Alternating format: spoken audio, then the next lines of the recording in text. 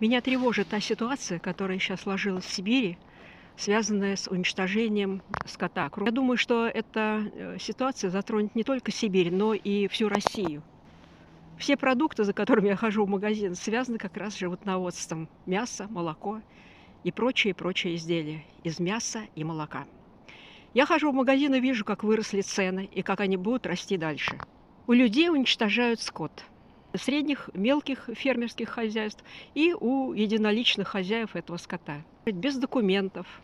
Уничтожают, не проверяя эту скотину, не делая анализы, не берут кровь на анализ.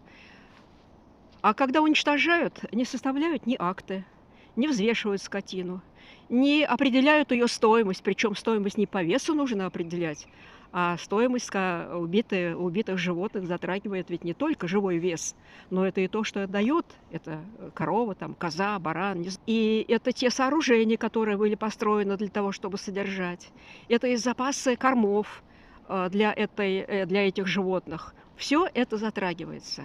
А потом некоторые хозяйки только этим живут.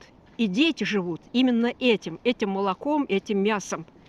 И вот когда у нас президент объявляет «рожайте детей», а как кормить этих детей? А в деревне это только личное подсобное хозяйство и личная скотина. Так вот, уничтожают и этих животных. Дошли до того, что к одной женщине приехали в ее отсутствие, и без нее уничтожили не одну сотню этих коров, там, баранов. Вот, вы представляете, да? Просто так прийти и уничтожить. Причем уничтожают, приезжая вместе с полицией. Полиция вместе с оружием, с масками, там, с автозаками. Вдруг народ будет возмущаться. Конечно, будет возмущаться.